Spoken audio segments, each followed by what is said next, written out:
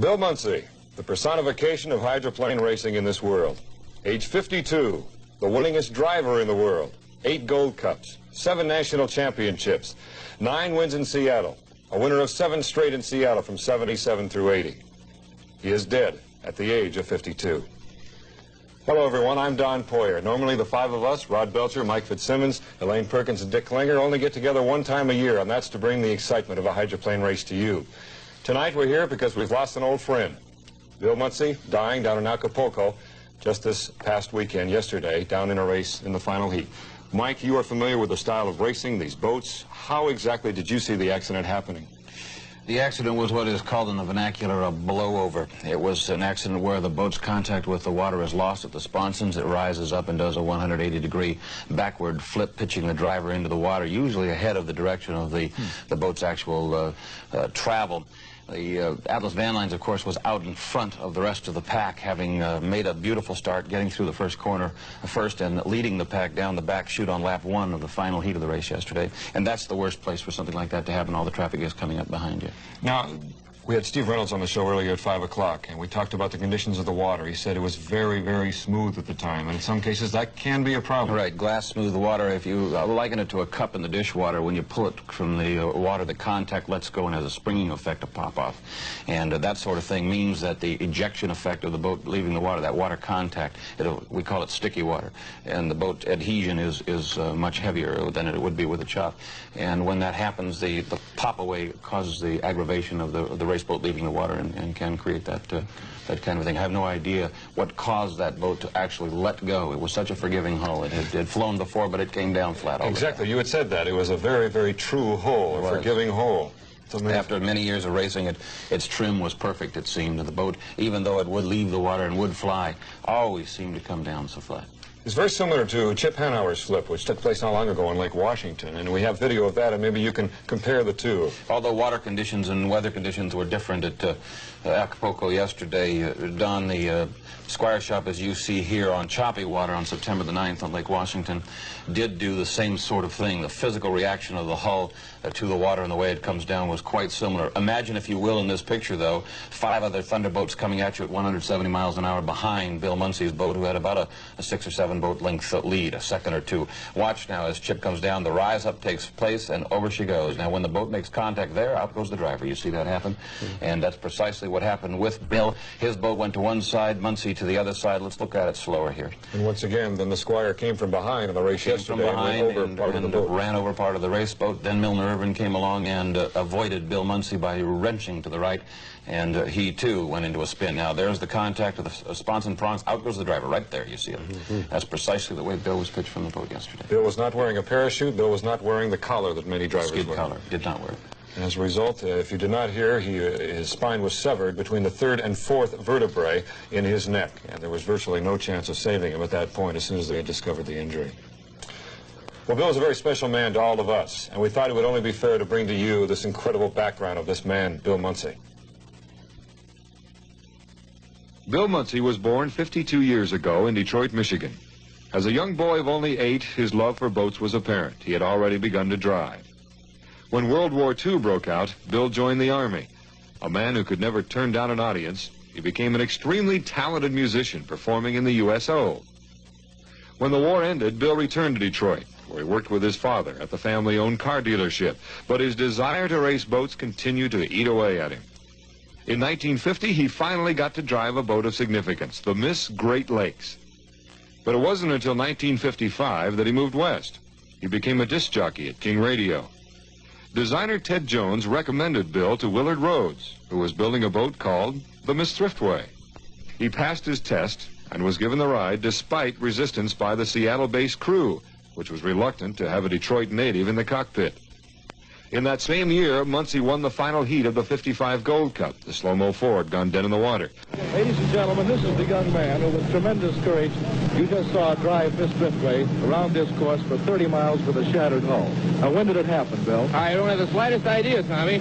I caught just a corner of it out beside the engine there, and it didn't look like much to me. I didn't even realize it was bad it was until I got out of the boat here. Oh, you didn't realize that it was that badly shattered? Oh, no. I wouldn't have cared. I'd gone anyhow. I know you would, Bill.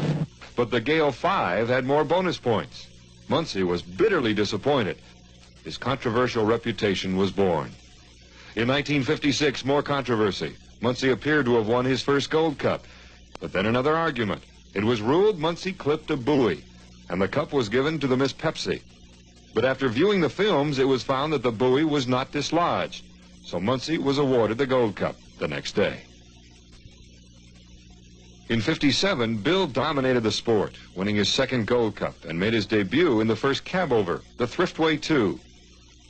1957 and '58 were disastrous years. Driving the Miss Thriftway in Madison, Indiana, the boat suddenly disintegrated. The boat that had dominated unlimited racing was now only a memory. But there was new hope with a new boat the next year. It was time for the annual classic in Seattle when disaster struck a second time. The boat lost its rudder, sending the Thriftway crashing into a Coast Guard cutter. The race is being stopped. And there is Miss Thriftway, not on the beach exactly, but there she is. And where is Bill? Muncey was able to jump from the cockpit before the impact. But in 1959, Muncey was back. Another tough Gold Cup, and Muncey lost to a man by the name of Bill Stead and the Maverick Camp out of Detroit. In 1960, there was no Gold Cup, but it didn't slow Muncey and the Thriftway Camp down. Bill set a world straightaway record of 192 miles per hour.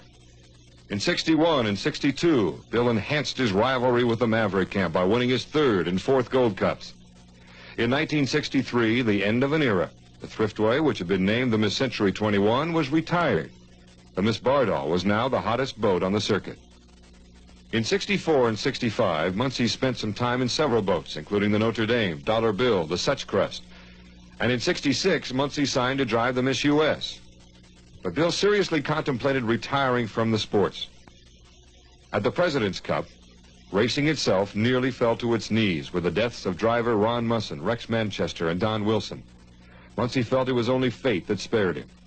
Just 2 weeks later, Muncey was thrown from the Miss US. He was saved by his flak jacket. Later, Chuck Thompson, another veteran driver, was killed. After an off-season of soul-searching, Bill's love for the hydros brought him back for the 1967 season. In 1968, Muncey in the U.S. won the World Championship. In '69, he joined the Myers Sheet Metal Camp. He won 3 races, and the working relationship between Muncey and Lee Shaineth was born. In '71, the Atlas Van Lines Camp hit the hydro scene. In the Atlas in '72, Muncey picked up his 4th Gold Cup, tying Gar Wood's all-time mark, which was very important to Muncey. But it was another 4 years before he became competitive again. He bought out the pay-in-pack crew in camp and eventually became the national high point champion. In '77, Bill was reluctant, but went on to the now familiar cab-over Atlas. His crew chief of that time, Jim Lucero, insisted Bill be retrained to drive this new boat, even at his age and experience level. For some reason, the death of his old friend, Ron Musson, was still on Muncey's mind. But he raced on. He won his 6th Gold Cup, the only man to do so. In '78 and '79, well, it brought Bill his 7th and 8th Gold Cup victories. In 1980, the Budweiser came into prominence with their Griffin-powered cab-over. Muncey pushed his boat to the ragged edge, however, for a victory in the Columbia Cup at Pasco. He followed that with another win just 2 weeks later on Lake Washington. This year, Bill again pushed the boat to its limits, trying to compete with the new Bud. He led in many final heats only to have the boat break and then watch the Budweiser or some other boat fly by for the checkered flag. Bill had 1 victory this year, that taking place at Evansville, Indiana. In Seattle, his winning string was snapped, losing to the Bud. San Diego, again, he lost in the final heat after leading. And then there was Acapulco. Welcome back to our look at Bill Muncey. Elaine, he was a great promoter, Muncey the promoter. He was not only the driver, the good guy, the bad guy, but a promoter, and you had a great experience. Oh, he was really a wonderful man. The interesting thing is, and we talked about this, Bill was such a champion of the sport, but he was also, there are takers and givers, I think, in sports, and Bill was a real giver. He took the trophies, he took the prizes, but he gave even more back. We kind of have an example of that. Here he is. If we're able to win this thing, and we're going to try awfully hard, it'll be a Squire Shop Atlas Van Lines victory. Don't you think that's neat? Would you like to see it? It's great. You look wonderful in red. Looking as Chip Hanauer. But there's other things that elderliness brings to you. Distinguished. He would not look distinguished in red. You look We thought we'd have a lot of fun dealing with it. We're sad that they didn't get in it. And I really wanted to run and have an Atlas Van Line's truck run over him, to be honest. But anyway, there are some great sports and a neat outfit, and we're glad they're in the sport, and they didn't get in the final heat, so we're going to represent them the best way we can. You know, he didn't make a big deal out of it, but he was always the first one to help anybody in trouble. It's true.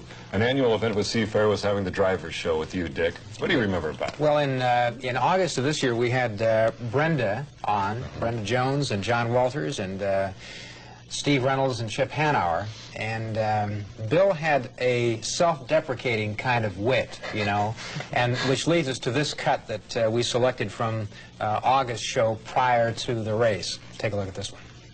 Bill, I read a quote in the paper this week, I think, that, and the part of it said, it's okay, I'm already a bad guy in Seattle. I don't think I could ever do anything right in Seattle, win or lose. They just sort of hate me a little bit. I don't know why. I got booed right out of the Kingdome, first man in the history of power sports. And I didn't do anything except say that the San Diego Chargers are going to blow the doors off the Seahawks. That's all I said. As long as they are for you or against you, at least they're involved in the sport. I think that's the trick part. And a lot of people maybe don't like the way I drive a boat, or they don't like the way I appear. I'm sort of strange looking, and I didn't grow good hair, and I'm a little teeny person. I got little dinky legs and arms and other stuff that ain't working so good. But it's just one of those things. On the other hand, they can never say that we're not, you know, trying to run super strong and win as many boat races as we can. That's the objective, and we do that. When he talks like that, what does that do to you? What kind of strategy Makes is he? What kind of strategy is he I agree with him employing 100%. You know, everybody knows that. What about the part about being small and dinky arms and all that? Which part do you agree with? He's got dinky arms, and he doesn't grow good hair. He's a pretty good boss.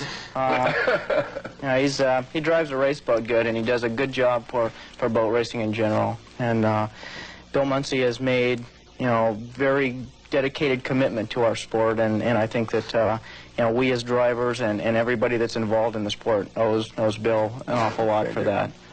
So you want to pay him back? Well, no, we're just going to overlook the fact that he has dinky arms and skinny legs and doesn't grow good hair. My door's off. A very humble guy. Normally what happens It's easy to be gracious when you're legendary. It's one rule.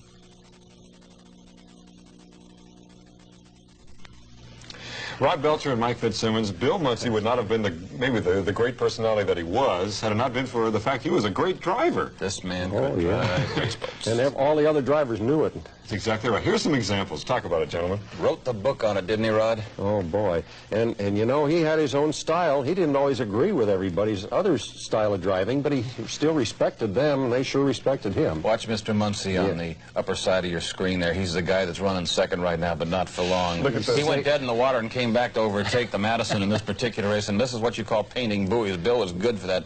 Wasn't much of a second story man, but boy, could he paint water level buoys. He saved ground, as they say in the, you know, in the old Switchway days, he used to be able to corner so beautifully, and they'd say the Atlas would always want to fade out on the corners, but it would always turn so nice, too. It was a gorgeous driving job that Bill would do most of the time. I think many of us who did the broadcast, we would bet where Muncey would be at the beginning of a heat. Would he be way outside, inside? Where would he come from? Typically in the concessions tent before a race, the drivers did the same sort of thing. Here's a good example again.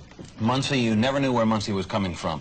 He would try the outside, he would try the inside. The Atlas, fortunately, would start anywhere. The big rooster tail is Bill.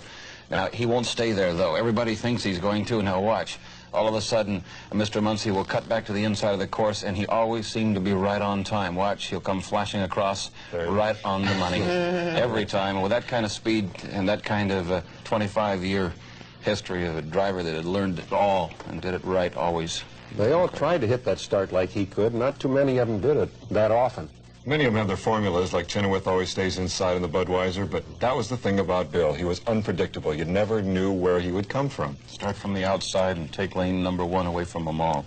I remember Chip Hanauer being very concerned about that. He says, I know where Dean is, but I never know exactly where Bill is. I always have to look out for him.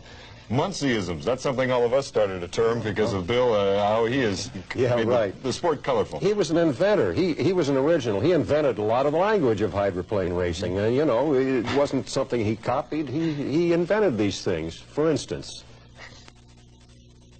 Hey, it's a lovely day in Seattle. There's 8 million people here. King's coverage is going to be the best they've had in years and years, and the Atlas Van Line's going to run like a bandit all day long.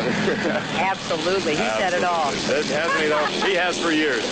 And the truth is that you just damn drive by the seat of your pants when you're in a cab over.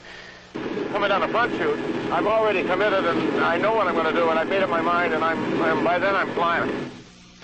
Not everybody, I suppose, is familiar with what it takes to keep an unlimited hydroplane running, but you don't blow it out of your backyard garage. When it's out of attitude, I'm able to delicately move my hoof off the throttle just very carefully and get the boat back into attitude without having to lose a lot of boat speed. Of course, this is our forklift, which we absolutely have to reach all this equipment that we have in storage. Ours is one of the fastest forklifts in town. I think it can blow the Budweiser's doors off. Of course, they got a little extra horsepower with theirs. We can't do it without people like Bill Muncey either in the cockpit or up here next to me. Thank you so much. I really enjoyed doing it with you. And I'm sorry I couldn't be more competitive today because the Atlas Van Lines is a super sled to drive. I really enjoy it very much. It's exciting for me.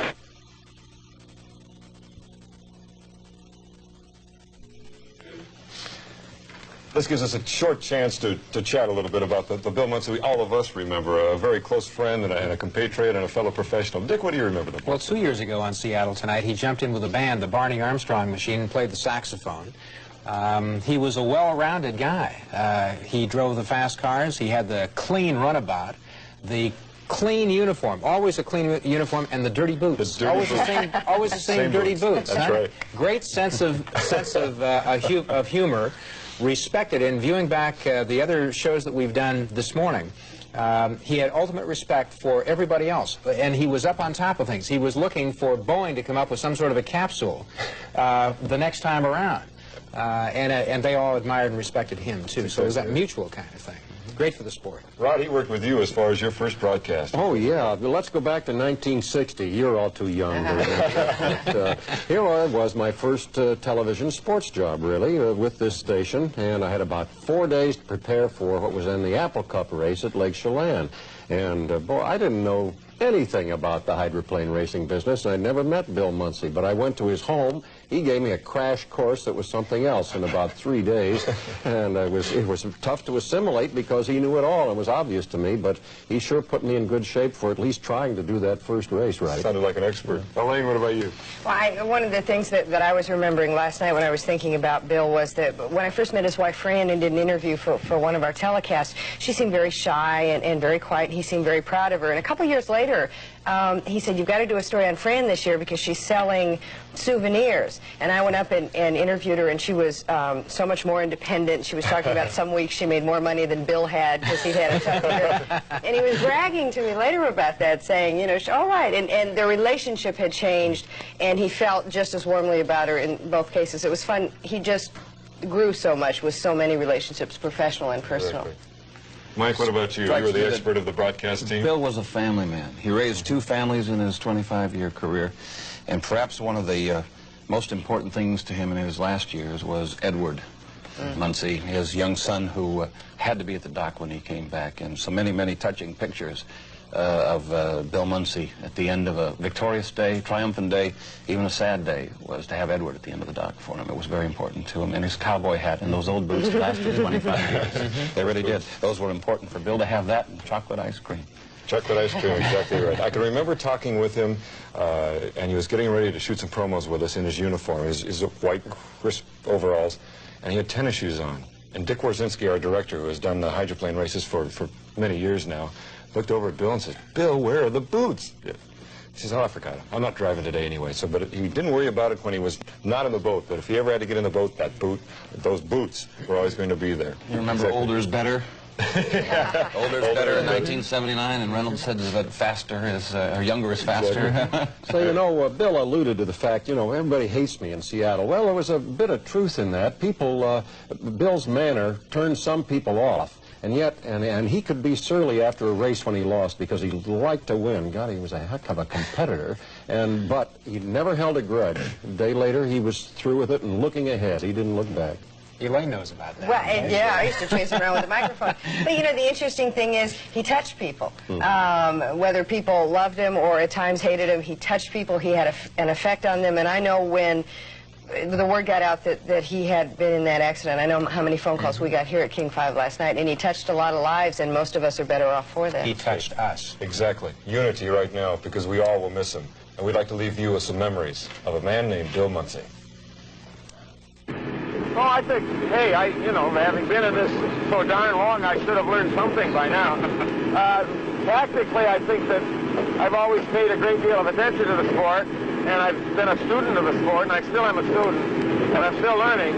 And I think it's helped me a lot. I think that having driven as long as I have, many of the moves that I make, that when I'm out of attitude, or, getting a little looser than I should, I don't think that, I'm not a giant intellect. I'm an average guy, smart-wise, although I may be a little more racing smart than some people because I've been there so long. But the truth is that most of those moves, those corrections you make to get yourself back into attitude, come as a result of conditioned reflexes and having done it so darn many times. And boy, let me tell you, do I make them work.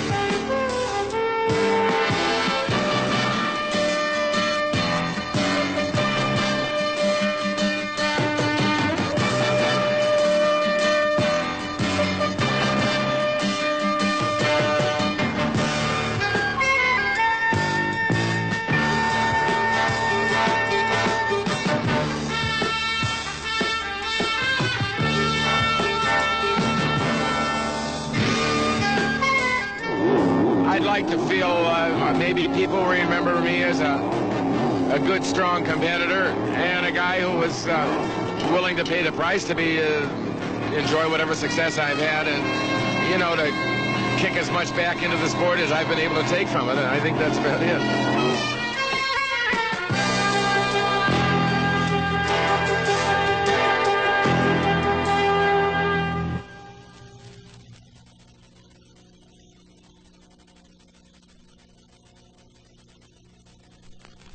Night. And that was the death of Bill Muncey and the unlimited hydroplane racing there.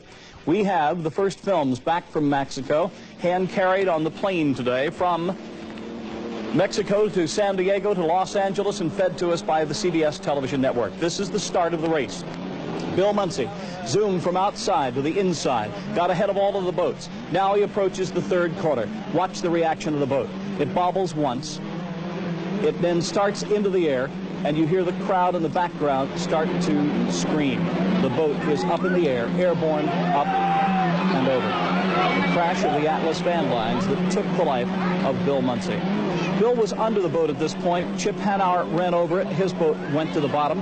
And then Milner Irvin, coming upon the wreckage scene, turned away. His boat cartwheeled, pirouetted, as he said on Cairo radio tonight, and finally came down. He is back in Florida with bruised ribs. The Atlas van lines gets airborne.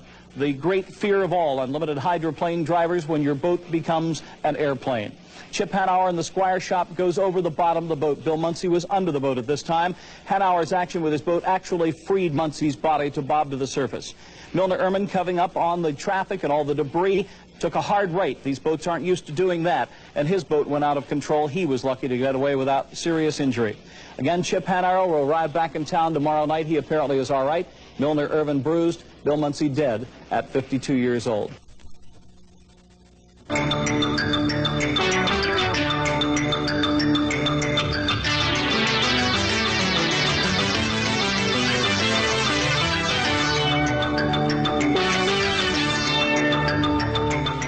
Welcome to Channel 7's Close-Up. Tonight's report is about a man who died when he was out in front.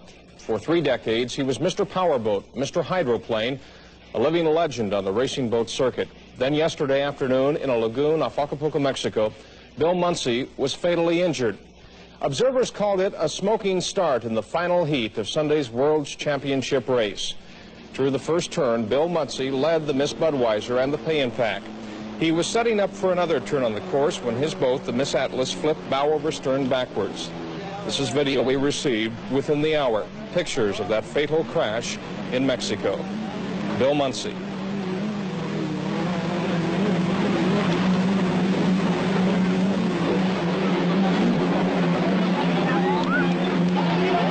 that is where it happens, where the boat flips. The Miss Bud and the Pay and Pack swerved to avoid the wreckage, but the next two boats, Miss Madison and the Squire Shop, both spun out. Dean Chenoweth tried to turn back to the crash scene to rescue Muncey, but the 53-year-old Muncey had already been taken out of the water. 3 attempts to revive him were, in a clinical sense, successful.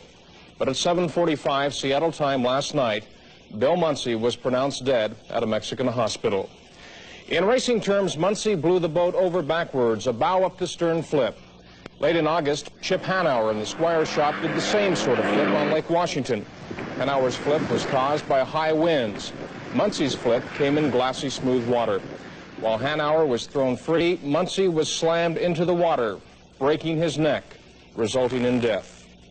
The list of accomplishments Muncey left behind is remarkable. He won nearly every major regatta, held every major speed record, both in qualifying and in competition. The statistics impressive, but so was the man, as Ron Callan explains. It was summer weather and the roar of the thunderboats that brought 500,000 or so people to the shores of Lake Washington in early August. Bill Muncey, always the man to beat. 64 victories and 25 years of racing, more than any other driver. Muncey was to hydro racing what Babe Ruth or Willie Mays meant to baseball. He was loved by hydro fans all over the world and admired by his competitors. And Bill was really involved in, he was such an intense competitive driver that he taught a lot of rookies a lot of lessons out there and showed them a lot of rooster tails. And of course, we followed him around in our first year with the Circus in 1979, and we learned a lot about the back end of the Atlas van lines. Bill was just, his whole life was hydroplaning.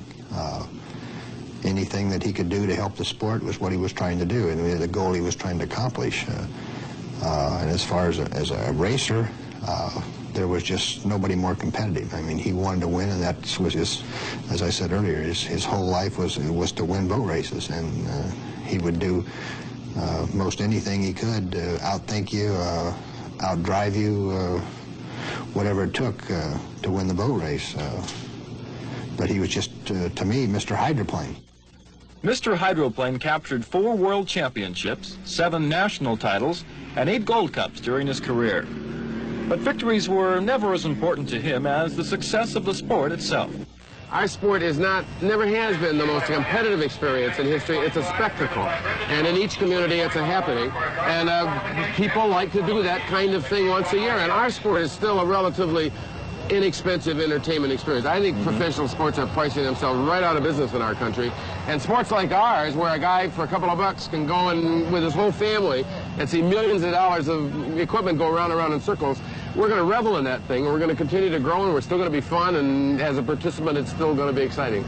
The compassion and thoughtfulness of the La Mesa, California resident was evident during Seafair 77 when driver Jerry Bangs was killed. At the trophy presentation, the winner, Bill Muncey, talked. He didn't ask for he really didn't ask for anything much. He just wanted to race, and he wanted to test his skills at the ultimate level, and he felt that this sport was something that he could do exactly that, and I can tell you he did it damn well. So just for a minute, I'd like to ask for a moment of silence for Jerry Banks. Ron Callan for Channel 7's Close-Up. Bill Muncey had his fans and more than a few people who thought he was too successful. Too often the winner in a sport that had become dominated by a few good people. Seattle racer Bill Shoemaker went back quite a few years to recall his first meeting with Muncey as a competitor. I idolized him all the way until I was maybe 16 when we first bought our 280 hydroplane. We bought it from him, and he showed me how to drive it and how best to win boat races. He was an excellent teacher, one of the most entertaining people I think I've ever been around. It's hard for me to really to say anything other than, to me, he was one of the most wonderful people I ever knew. I've never known anyone that tried too hard to do what they wanted to do and what they loved to do and what they were extremely good at. I think maybe Bill got away with things that the majority of us couldn't have because he was extremely talented in his field. I never kept my eyes off of him. Whenever I was able to, I watched what he was doing because I felt I learned every single time that I did so. I think he's tried extremely hard to win races, and that's really what he was out there to do. More on Bill Muncey and what his loss means to the sport of hydro racing when Channel 7's Close-Up continues.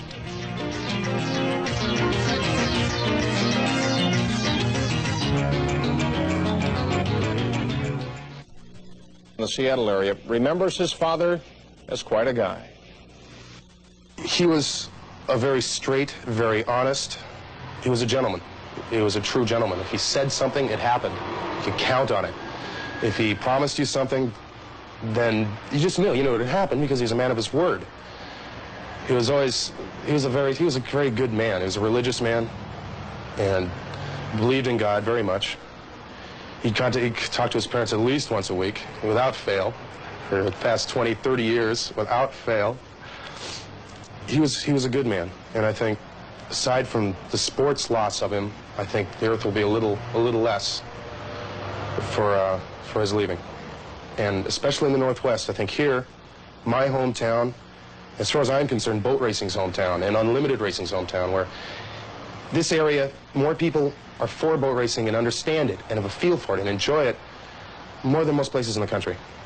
And although he's always controversial, often very brash, and always had something to say, I think in spite of that, the people in this town and this area understood him and loved him just that much.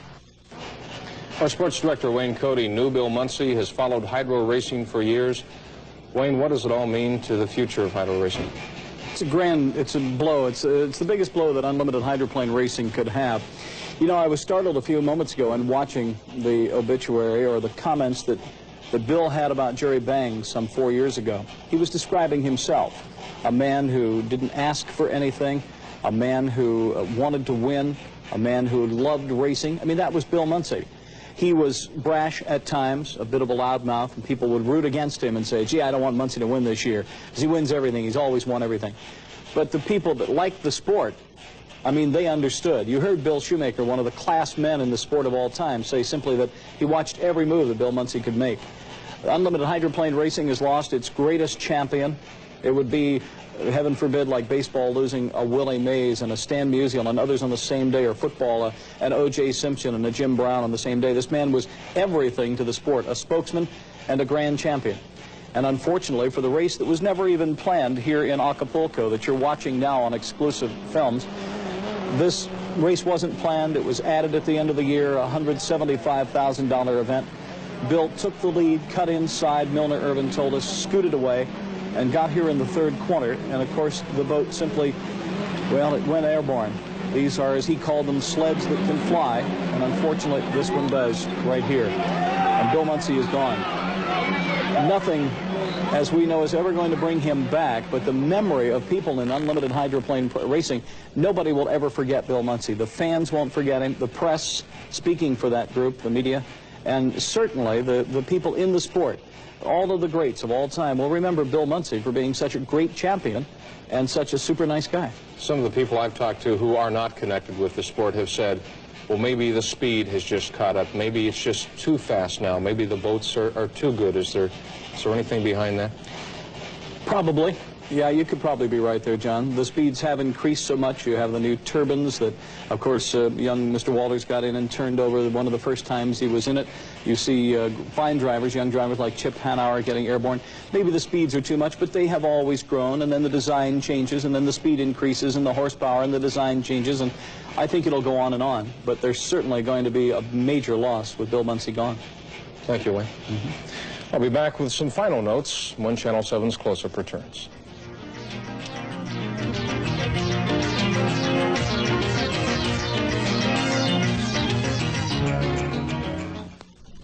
Him. And the name Bill Muncey does not go away. His family has asked that in lieu of flowers, donations be made to the Bill Muncey Scholarship Fund. The address is on your screen. 1212 St. George Road, Evansville, Indiana, zip 47711.